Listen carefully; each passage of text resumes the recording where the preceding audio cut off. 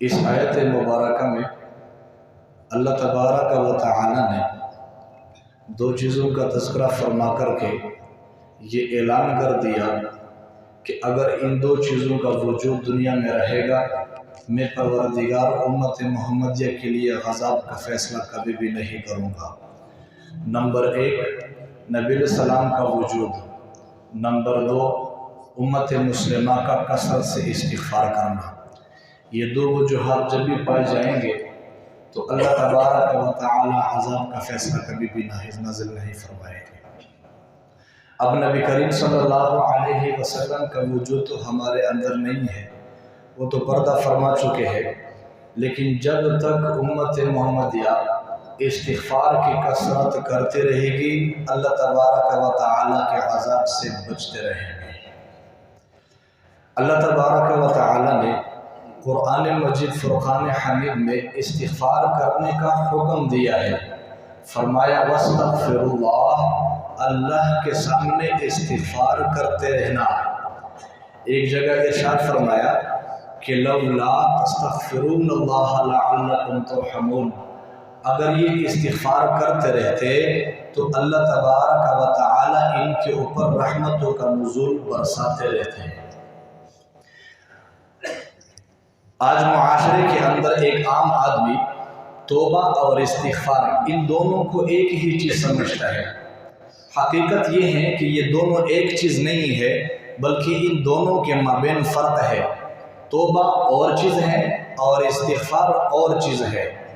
توبہ کیا ہے، استغفار کیا ہے، اس کا معنی سمجھ لیجئے۔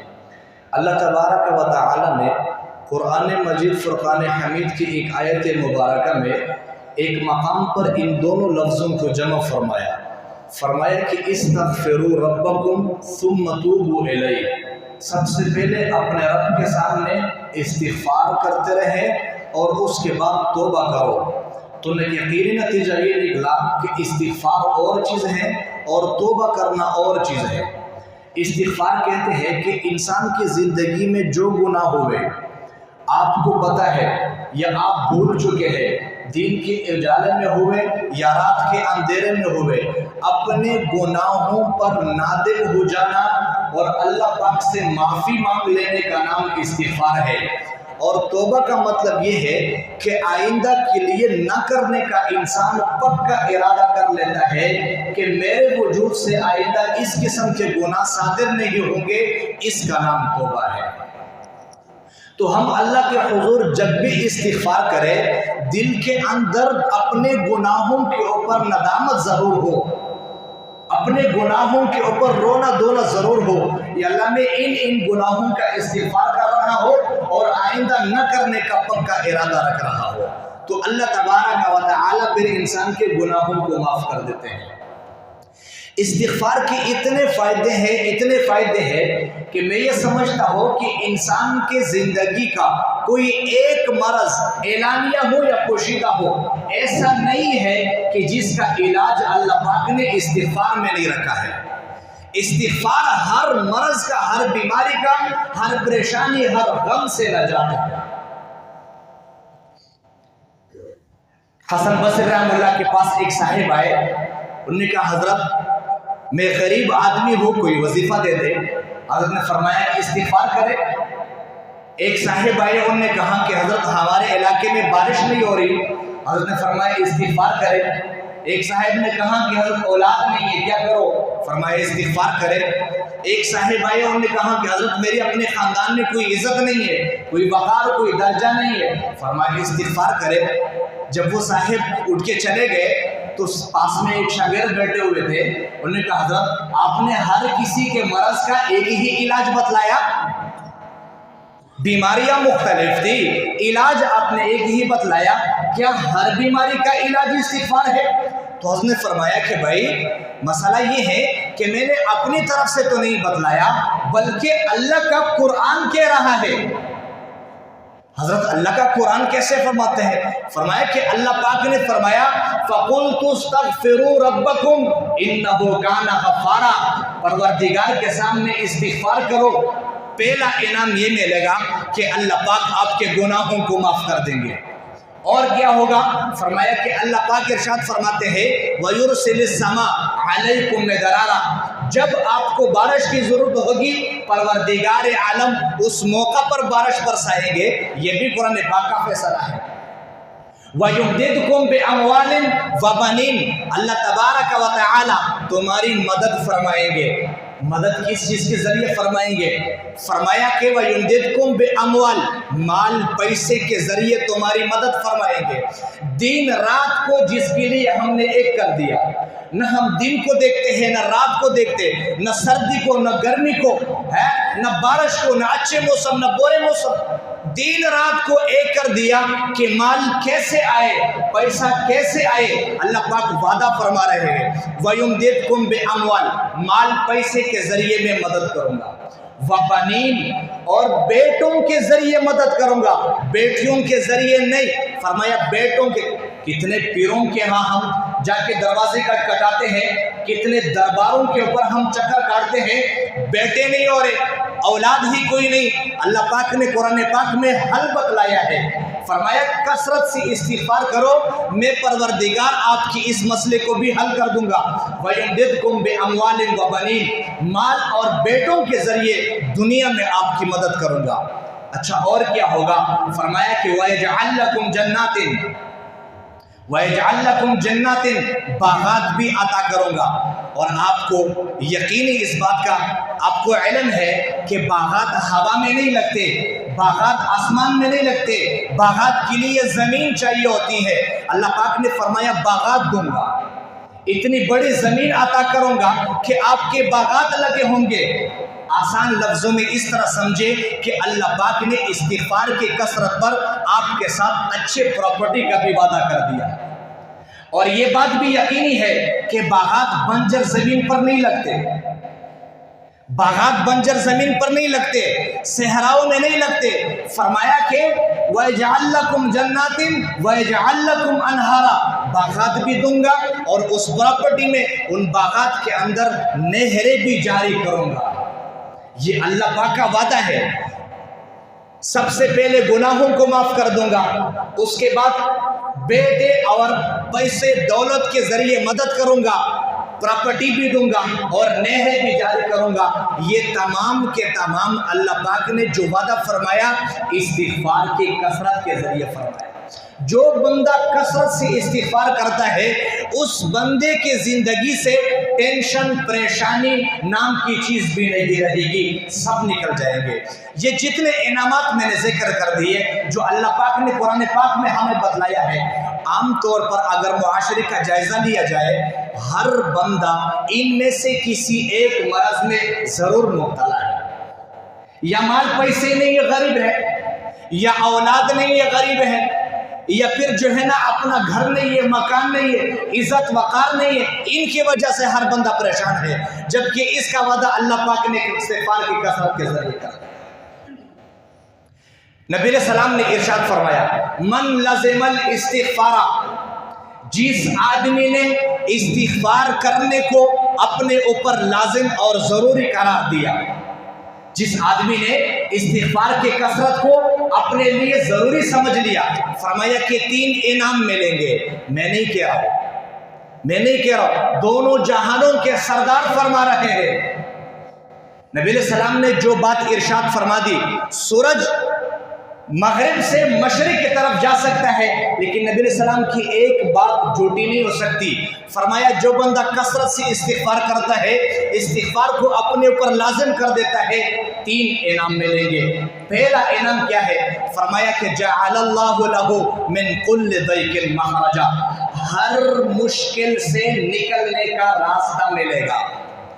آج کا معاشرہ مشکل میں پڑ چکا ہے، ہر کوئی مشکل میں پڑا ہوا ہے۔ پہلا انعام جعل اللہ لہ من کل ضیق مخرجا، ہر مشکل سے نکلنے کا راستہ اللہ پاک بنا کے دے گا۔ ومن کل ہم فرجا، ہر غم سے نجات ملے گا۔ بندہ جس کو بھی کال لیتا ہے اتنے کڑوی کے سیدھے سنا دیتا ہے، ہر بندہ پریشان ہے. بندہ جب سنتا ہے کسی کی زندگی کیسے گزر رہی ہے، یقین سے کہتا ہو کہ بعض لوگوں کی زندگی تو ایسے گزر رہی ہے، جب بندہ سنتا ہے تو سمجھتا ہے کہ یار اس کی زندگی پر تو ماتم کی ضرورت ہے. قریب کے دنوں میں ایک صاحب ہے، ان نے کہا کہ وہ فلانا آدمی جانتے ہیں جو کئی سوسائٹیوں کے مالک ہیں. میں نے کہا جی جانتا ہوں. انہوں نے کہا کہ ابھی جب قربانی عید ہو رہا تھا، اس عید کے موقع پر انہوں نے گھر کے خرچے کے لیے 1 لاکھ روپے مجھ سے ادھار لیے ہیں. ارے کاغذات میں دیکھو لوگ کروڑوں پتی ہے، درجنوں میلوں کے مالک ہے، لیکن جب زندگی کے حالات بندہ سنتا ہے یقین مانے کہ رونا آ جاتا ہے کہ ان لوگوں کی زندگی کیسے گزر رہی ہے. نبی علیہ السلام وعدہ فرما رہے ہیں، انعام دے رہے ہیں، جو بندہ کثرت سے استغفار کرتا ہے، فرمایا کہ من کل ہم من فرجا، ہر غم سے نجات ملے گا. یہ بھی اللہ پاک کا وعدہ ہے. اور فرمایا وَرَزَقَهُ مِنْ حَيْثُ لَا يَحْتَسِبْ، اللہ تبارک و تعالی رزق کا بندوبست وہاں سے کر دیں گے جہاں سے انسان کا وہم اور گمان بھی نہیں ہوتا ہے. آج تو ہم نے رزق کہاں سے ملنا ہے وہاں کے انتخاب کر چکے ہیں. یہ کام کروں گا رزق ملے گا، یہ محنت کروں گا رزق ملے گا. اللہ پاک کا وعدہ ہے استغفار کثرت سے پڑھے، وَرَزَقَهُ مِنْ حَيْثُ لَا يَحْتَسِبْ، پروردگار رزق کا دروازہ وہاں سے کھول دے گا جہاں سے آپ کا وہم اور گمان بھی نہیں ہے. ایک اور انعام یہ ہے کہ جو بندہ کثرت سے استغفار پڑھتا ہے، اللہ پاک اس بندے کو مستجاب الدعوات بنا دیتے ہیں. جو دعا زبان سے نکالتا ہے اللہ پاک اس دعا کو منہ عن قبول فرما دیتے ہیں.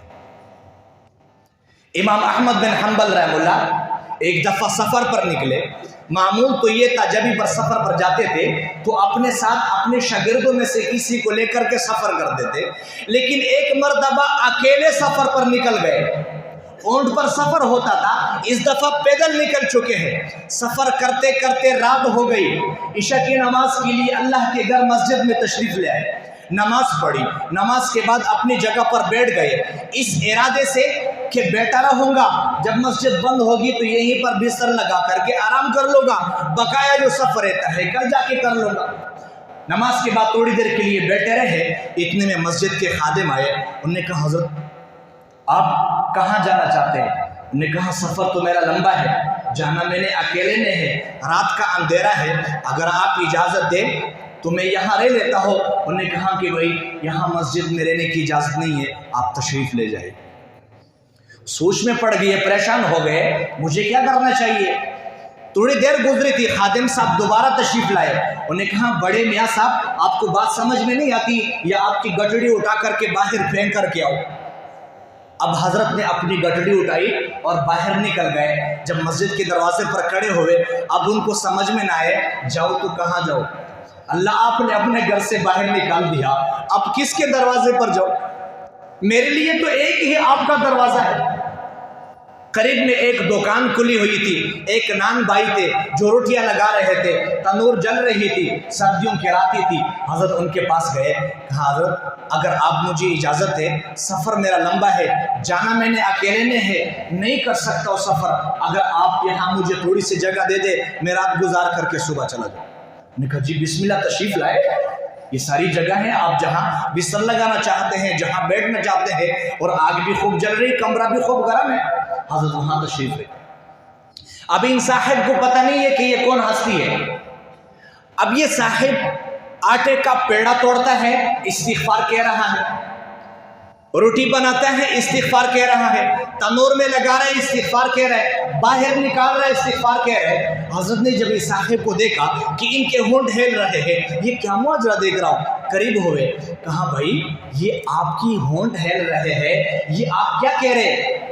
تو صاحب نے کہا کہ میری عادت بن چکی ہے، استغفار پڑھتا رہتا ہو، استغفر اللہ استغفر اللہ استغفر اللہ. اچھا آپ جو استغفار کہہ رہے ہیں اس کے کوئی فوائد، اس کے ثمرات بھی دیکھے ہیں؟ بہت کچھ دیکھا ہے، بہت کچھ دیکھا ہے. اچھا کوئی مختصر سے بتلا دے. کہاں مختصر یہ ہے، جب سے اللہ پاک نے میری زبان پر استغفار پڑھنے کو جاری کر دیا ہے، उस दीन से अल्लाह पाक ने मुझे मुस्तजाब दावत बना दिया है। जिंदगी में जो दुआ मांगी है अल्लाह पाक ने मिन्हु अन उसी तरीके से कबूल की है। एक दुआ है जो अरसे दराज से मांग रहा हो, आज तक कबूल नहीं हो रही, और फिर आंखों से आंसू जारी हुए, लगता है कि वो कोई ऐसा गुनाह है जो इस्तिग़फ़ार के ज़रिए माफ़ नहीं हो रहा और वो दुआ कबूल नहीं हो रही। वो दुआ ये है कि नाम सुन रखा है मैंने इमाम अहमद बिन हम्बल का, बड़ी शख्सियत है, बड़े फ़क़ीह और मुहद्दिस हैं, बड़े मुफस्सिर हैं। कब से दिल में चाहत है, ये तमन्ना है कि मैं उनकी जाके ज़ियारत करो, मुलाकात करो, लेकिन काम ऐसा है कि सफ़र नहीं कर सकता, बस अल्लाह के हुज़ूर रोता रहता हो, अल्लाह कभी तो ऐसा मौका बना दे कि इस साहिब से भी मेरी मुलाकात हो जाए। हज़रत आगे बढ़े और उनको सीने से लगाया और फरमाने लगे, मुबारक हो, अल्लाह पाक ने आज आपकी इस दुआ को भी पूरा कर दिया। तो मैं अर्ज़ ये कर रहा था कि इस्तिग़फ़ार अल्लाह तबारक व तआला ने ईमान वालों के ज़िम्मे एक ऐसी इबादत लगा दी है कि हमारी ज़िंदगी का कोई मसला, चाहे छोटा है या बड़ा है, एलानिया है या पोशीदा है, कोई एक मरज़, कोई एक मुसीबत, कोई एक परेशानी ऐसी नहीं है जिसका हल अल्लाह पाक ने इस्तिग़फ़ार में नहीं रखा है। अल्लाह तबारक व तआला हम सबको कहे सुने पर अमल की तौफ़ीक़ अता फ़रमाए। व आखिरु दावाना अल्हम्दुलिल्लाह।